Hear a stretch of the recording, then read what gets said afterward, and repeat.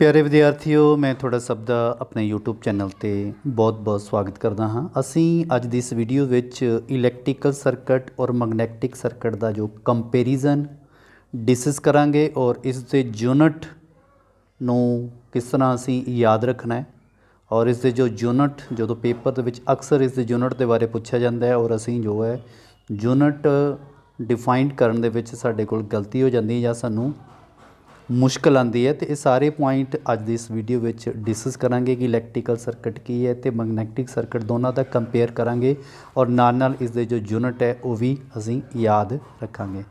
सब तो पहला असी गल करते हैं जी इलैक्ट्रिक सर्किट की।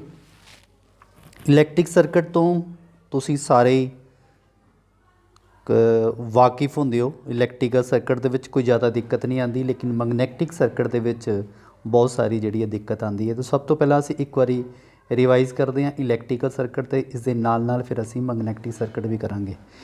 इलैक्ट्रिक सर्किट देखो जी, ये साडे कोल असी एक इलैक्ट्रिक सर्किट जिहड़ा बना लैंदे हां।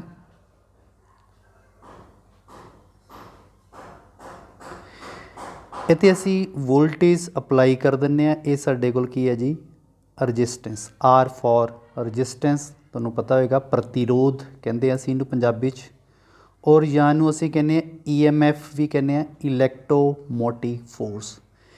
EMF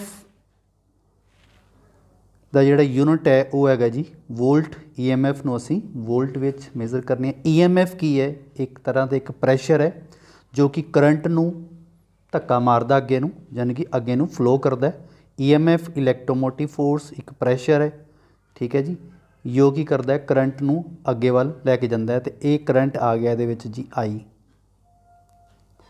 ठीक है जी। जदों इस दे विच असी सपोज करो इत्थे असी कोई स्विच लगा लैंदे आ, तो जदों असी स्विच नूं इत्थे ओपन सर्किट बना के अगर असी स्विच नूं इत्थे क्लोज करांगे तो इस दे विच की है ओ EMF जदों असी सप्लाई करांगे तो स्विच ऑन कर देंगे, उस दे नाल की होएगा कि EMF एक प्रैशर क्रिएट करेगा और प्रैशर क्रिएट करने नाल की होएगा करंट फ्लो करेगा। ये जोड़ा करंट फ्लो करना ये डिपेंड करता है रजिस्टेंस के उपर।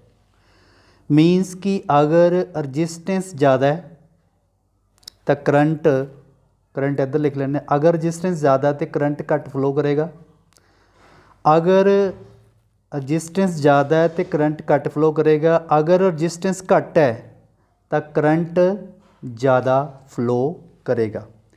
ये असी ओम दे निज़म दे नाल असी इनू कैलकुलेट करते हैं कि जिहड़ा ओम्स ला सानू दसदा है कि जिहड़ी वोल्टेज है वो किहदे बराबर होंदी है, आई ते आर, जिहड़ा जिन्हों असी वोल्टेज ड्रॉप कहने हैं, ठीक है जी।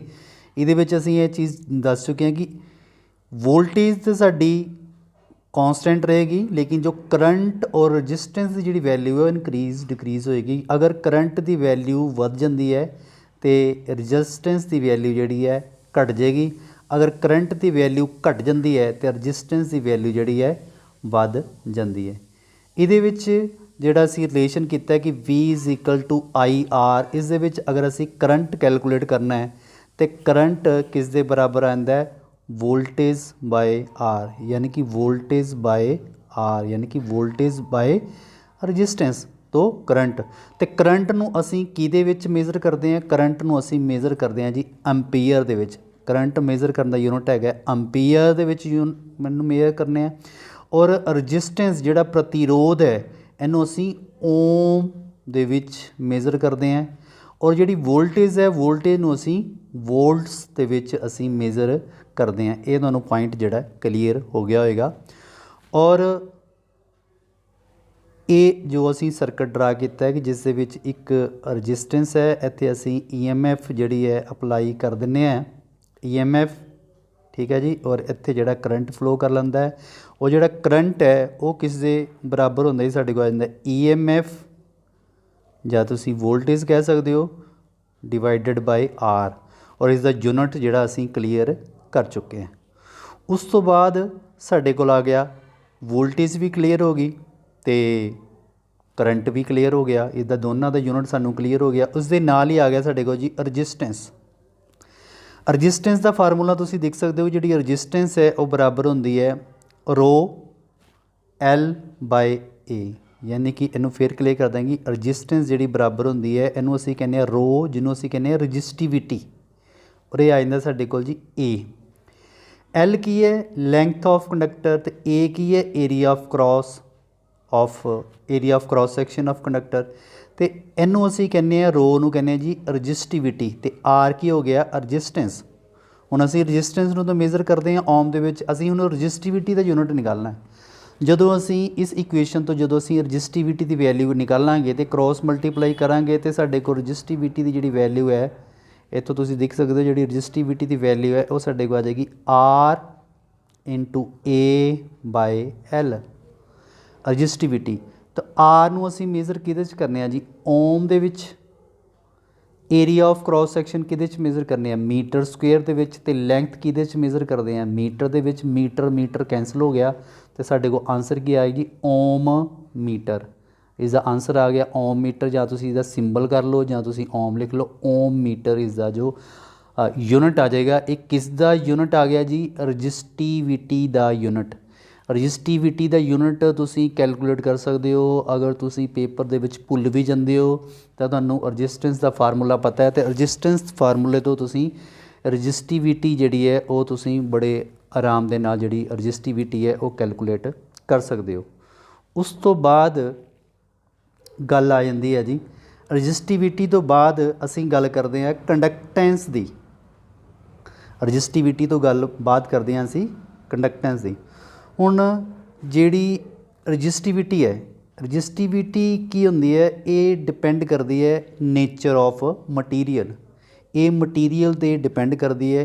जिस तरह मान लो कि अगर लो रजिस्टिविटी है तो इट मीनस उसकी जिहड़ी रजिस्टेंस की होएगी लो होएगी। अगर उसकी रजिस्टेंस लो है तो करंट उस दे विच जिहड़ा ज़्यादा फ्लो होएगा। ठीक है जी, ये आ गया रजिस्टिविटी। हुण असीं गल करते हैं कंडक्टेंस। हुण रजिस्टेंस का की काम है, रजिस्टेंस की करती है करंट दे फ्लो नू रोकती है, यानी opposition to the flow of current. कहने का मतलब कि करंट नू रोकती है, जिहड़ी चीज़ करंट नू रोकती है नू असीं रजिस्टेंस कहने हैं। तो कंडक्टेंस जिहड़ी है वो रजिस्टेंस दे उलट होंदी है। रजिस्टेंस मतलब करंट नू रोकती है, तो कंडक्टेंस जिहड़ी है वो करंट नू फ्लो कराउंदी है। तो इसका यूनिट की है, इनू असीं कहने हैं कंडक्टेंस जिहड़ी है वो रजिस्टेंस दे उलट है। तो इनू असीं डिनोट करते हैं 1 बाय रजिस्टेंस। तो रजिस्टेंस का जिहड़ा यूनिट है, जिहड़ा रजिस्टेंस का जिहड़ा यूनिट है वो असीं पता है सानू रजिस्टेंस का यूनिट की हुंदा है ओम। तो जदों इत्थे असीं इहदी वैल्यू पुट करांगे कंडक्टेंस विच 1 बाय ओम करांगे तो ये साडे कोल जिहड़ा इसदा यूनिट है वो बन जाता है मोह, MHO मोह, जिन्हों असीं कह दिंदे हैं सीमन। इनू की कह दिंदे हैं सीमन कह दिंदे हैं, या तुसीं कह सकते हो मोह। यानी कि रजिस्टेंस का जो यूनिट है उन्होंने तुसीं उल्टा कर दो तो कंडक्टेंस का यूनिट की बन गया तुहाडे कोल जी मोह। कंडक्टेंस का यूनिट की बन गया मोह। उस तो बाद अगर असीं कंडक्टिविटी की गल करते हैं तो कंडक्टिविटी की है रजिस्टिविटी दे उलट है। तो रजिस्टिविटी का असी यूनिट की निकालिया ओम मीटर। रजिस्टिविटी की जगह तो वैल्यू पुट करती ओम मीटर। तो 1 बाय जिहड़ा ओम है इनू असी की कहने हैं सीमन, तो नीचे की आ गया साडे कोल मीटर, सीमन पर मीटर। तो इसका मीनस है कि जिहड़ी कंडक्टिविटी है इसका यूनिट आ जाएगा साडे कोल सीमन पर मीटर। ये इसका जो है राइट आंसर आ गया। तो उस तो बाद कंडक्टेंस भी होगी साडे कोल, कंडक्टिविटी भी होगी, करंट असी कैलकुलेट कर चुके हैं कि EMF बाई रजिस्टेंस। करंट नूं असी अंपीयर दे विच कैलकुलेट करते हैं और रजिस्टिविटी असी रो दे नाल डिनोट करते हैं। इसका जिहड़ा यूनिट है असी रजिस्टिविटी का जिहड़ा यूनिट है वो असी कैलकुलेट कर चुके हैं कि उसका यूनिट कितना आ गया ओम मीटर। तो हुण इसका एक बारी फिर यूनिट जिहड़े असी क्लीयर कर लैंदे हैं। सब तो पहला कि EMF नूं असी मेजर करते हैं वोल्ट विच, करंट नूं मेजर करते हैं जी असी अंपीयर दे विच, रजिस्टेंस नूं मेजर करते हैं जी ओम दे विच, उस तो बाद आ गया कंडक्टिविटी। कंडक्टिविटी जिहड़ी है किस दा उल्टा है, रजिस्टिविटी का। तो इहदा रिजल्ट आ गया साडे कोल सीमन पर मीटर, या तुसीं कह सकदे हो मोह पर मीटर। उस तो बाद आ गया साडे कोल कंडक्टेंस। तो कंडक्टेंस किहदा है, रजिस्टेंस। कंडक्टेंस जिहड़ी हुंदी है रजिस्टेंस दे उलट हुंदी है, तो रजिस्टेंस का यूनिट जिहड़ा है वो ओम है। तो जो असीं 1/ओम करांगे तो इहदा यूनिट की आ जाएगा जी, मोह।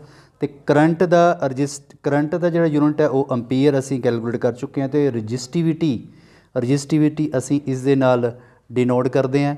तो रजिस्टिविटी का जिहड़ा असीं इसका जो यूनिट है वो आ गया साडे कोल ओम मीटर। तो ये सारे यूनिट असीं इलैक्ट्रिकल वाले जिहड़े है क्लीयर कर लिया। हुण असीं करदे हां जी मैगनैटिक सर्किट। मैगनैटिक सर्किट दे विच की हुंदा है, सब तो पहलां असीं पॉइंट क्लीयर करदे। एक साडे कोल मैगनैटिक सर्किट विच की हुंदा है, कॉइल्स हुंदी है, ठीक है। कॉइल्स हुंदी है, जदों असीं कॉइल दे विच असीं करंट नूं फ्लो करदे हैं, करंट नूं फ्लो करदे हैं तो इस दे विच मैगनेट बनदा है। और मैगनेट दे विच की हुंदे है, नॉर्थ और साउथ पोल बनते हैं। जदों ये मैगनेट बन गया तो मैगनेट बनने नाल की होएगा, इस दे विच की होएगा, फ्लक्स जिहड़ा वो प्रोड्यूस होएगा। फ्लक्स जिहड़ा इस दे विच प्रोड्यूस होएगा। तो ये जिहड़ा मैगनैटिक प्रैशर है इनू असी की कहने, इनू असी कहने magneto motive force. Magneto motive force, magneto motive force. ये डिपेंड किस दे करता है, ये हुण देखो डिपेंड किस दे करेगा, मैगनीटो मोटिव फोर्स। इन डायग्राम थोड़ा सीधा करके बना लेने।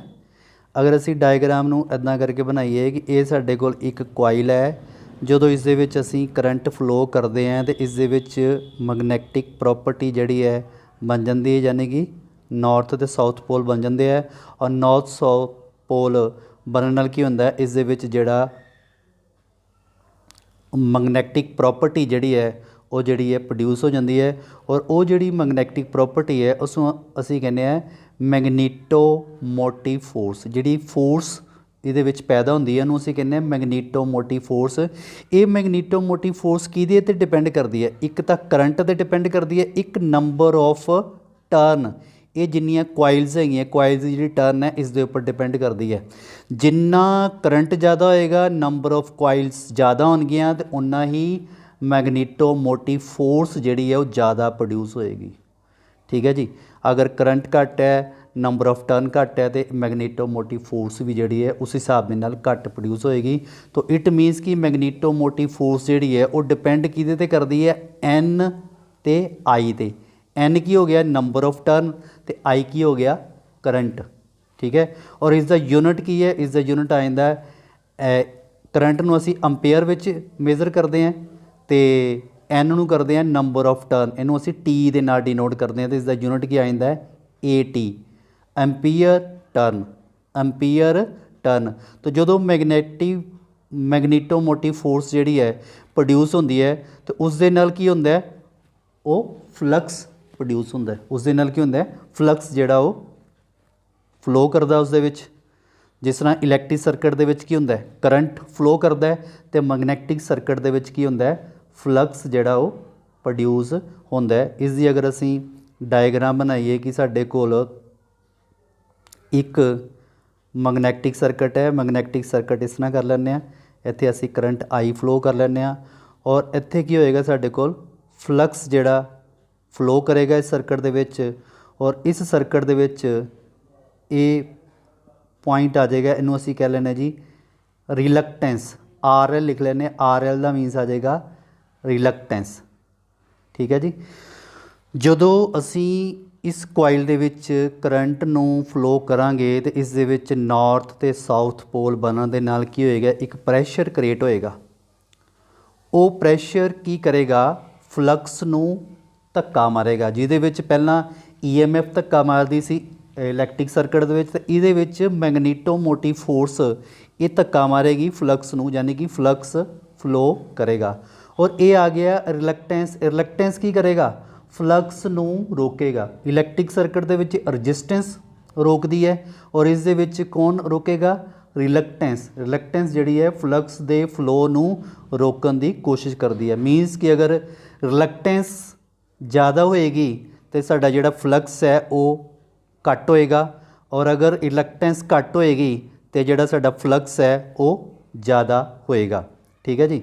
तो इसका जो पहला पॉइंट है तुसीं देख सकते हो कि पहला जिहड़ा यूनिट है मैगनीटोमोटिव फोर्स, इसका यूनिट की आ गया एम्पीयर टर्न। तुहानूं क्लीयर हो गया होगा कि अगर फिर मैं एक बार दस देना, साडे कोल एक कोइल्स है, इस नंबर ऑफ टर्नस कितनी है एन, असी की करते हैं करंट फ्लो करते हैं तो साडे कोल की प्रोड्यूस होंदा है मैगनीटोमोटिव फोर्स। और ये डिपेंड किस दे करदी है, एन ते आई ते। एन नूं असी अंपेयर विच मेजर करने हैं तो एन नूं करते हैं नंबर ऑफ टर्न ते टी, यानी कि इसका यूनिट क्या आ जाएगा, एम्पीयर टर्नस। एम्पीयर टर्नस जो है इसका राइट आंसर आ जाएगा। हुण उस तो बाद जिहड़ा मैगनैटिक सर्किट है उहदे विच फ्लक्स है। इलैक्ट्रिक सर्किट विच की हुंदा है कि करंट किस दे बराबर हो गया, वोल्टेज बाय आर। हुण इस केस में जिहड़ा फ्लक्स है वो किस दे बराबर होएगा, वोल्टेज जगह की आएगा मैगनीटोमोटिव फोर्स, तो नीचे की आ जाएगा रिलक्टेंस। नीचे की आ जाएगा रिलक्टेंस। इसका यूनिट की है, क्या आ गया साडे कोल, रिलक्टेंस। तो फ्लक्स नूं असीं मेजर करते हैं वेबर दे विच। अगर तुसीं इसकी कैलकुलेशन यूनिट निकालना है कि फ्लक्स का यूनिट निकालना है तो इन्हूं तुसीं इत्थों असीं शुरू कर लैंदे कि जिहड़ा फ्लक्स है वो आ गया मैगनीटोमोटिव फोर्स, नीचे आ गया साडे कोल आर एल आ गया रिलक्टेंस। ठीक है जी। तो हुण मैगनीटोमोटिव फोर्स का जिहड़ा यूनिट की है अंपीयर टर्न। उस तो बाद जिहड़ा रिलक्टेंस है तो रिलक्टेंस का यूनिट है अंपीयर टर्न बाई वेबर। तो जो अंपीयर टर्न बाई वेबर करांगे तो ये की हो गया, ए टी कैंसल हो जाएगा, वेबर ऊपर चल जाएगा। तो इसका मतलब है फ्लक्स का जिहड़ा यूनिट है वो की आ जाएगा साडे कोल जी, वेबर। वो की आ जाएगा साडे कोल यूनिट वेबर। हुण असीं गल करांगे रिलक्टेंस की। तो इस केस विच की होएगा कि मैगनीटोमोटिव जिहड़ी फोर्स है वो किहदे बराबर होएगी, फ्लक्स ते प्रोडक्ट नाल की आ जाएगा रिलक्टेंस। ठीक है। सिमिलरली जिवें इलैक्ट्रिकल सर्किट विच आ गया वोल्टेज ते आई आर आ गया। हुण असीं गल करनी है रिलक्टेंस। रिलक्टेंस का यूनिट किद्दां करना है, रिलक्टेंस जिहड़ी है वो किहदे बराबर होएगी, मैगनीटोमोटिव फोर्स ते नीचे की आ जाएगा फ्लक्स। ठीक है जी। मैगनीटोमोटिव फोर्स की जिहड़े यूनिट है वो क्या आ गया, अंपीयर टर्न, तो फ्लक्स का यूनिट की है वेबर। फ्लक्स का यूनिट की है वेबर। तो इसका यूनिट की बन गया, रिलक्टेंस का यूनिट बन गया साडे कोल अंपीयर। रिलक्टेंस का यूनिट बन गया एम्पीयर टर्न पर वेबर। ये इसका जो है राइट आंसर आ जाएगा। सेम क्वेश्चन आ गया साडे कोल नैक्सट है कि परमेबिलिटी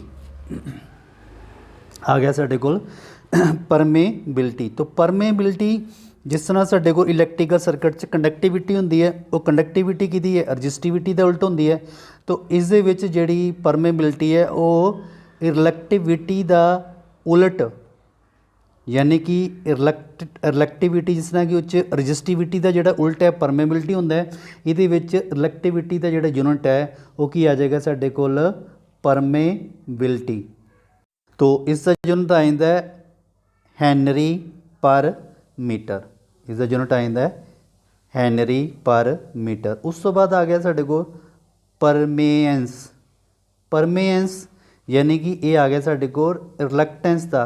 जो असी रिलक्टेंस का उल्ट करते हैं, रिलक्टेंस पता तुहानूं कि ये फ्लक्स नूं अपोज करती है और परमेनेंस की करती है, ये फ्लक्स के फ्लो दे विच सहायता करती है।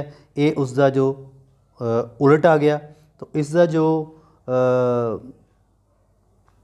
यूनिट है, तो रिलक्टेंस का यूनिट असी कितना कितना ही उसका यूनिट अंपीयर पर वेबर।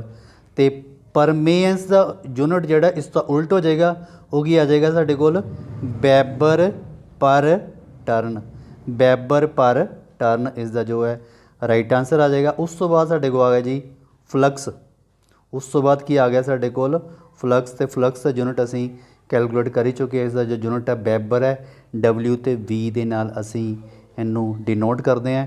ਔਰ ਉਸ ਤੋਂ ਬਾਅਦ ਆ ਗਿਆ ਸਾਡੇ ਕੋਲ ਜੀ ਰਿਲੈਕਟਿਵਿਟੀ। ਠੀਕ ਹੈ ਜੀ, ਜਿਸ ਤਰ੍ਹਾਂ ਸਾਡੇ ਕੋਲ ਉੱਧਰ ਰਜਿਸਟਿਵਿਟੀ ਆਈ ਹੈ ਇਲੈਕਟ੍ਰੀਕਲ ਸਰਕਟ ਦੇ ਵਿੱਚ, ਸੇਮ ਹੀ ਇਸ ਸਰਕਟ ਵਿੱਚ ਕੀ ਆਉਂਦੀ ਹੈ ਰਿਲੈਕਟਿਵਿਟੀ। ਠੀਕ ਹੈ, ਰਿਲੈਕਟਿਵਿਟੀ ਜਿਹੜੀ ਕਿ ਨੇਚਰ ਆਫ ਮਟੀਰੀਅਲ ਦੇ ਉੱਪਰ ਡਿਪੈਂਡ ਕਰਦੀ ਹੈ। ਔਰ ਇਹਨੂੰ ਅਸੀਂ ਮੇਜ਼ਰ ਕਰਦੇ ਹਾਂ। ਇਸ ਦਾ ਜੋ ਯੂਨਿਟ ਹੈ ਉਹ ਆ ਜਾਂਦਾ ਹੈ ਜੋ ਪਰਮੇਐਂਸ ਦਾ ਜਿਹੜਾ ਯੂਨਿਟ ਹੈ ਉਸ ਤੋਂ ਅਸੀਂ ਇਸਦਾ ਉਲਟ ਕਰ ਦਾਂਗੇ। ਪਰਮੇਬਿਲਿਟੀ ਤੇ ਇਸ ਦਾ ਯੂਨਿਟ ਹੈ ਨਾ ਉਲਟ, ਇਹ ਆ ਜਾਏਗਾ M/A ਆ ਜਾਏਗਾ ਸਾਡੇ ਕੋਲ ਯੂਨਿਟ ਮੀਟਰ ਪਰ ਹੈਨਰੀ।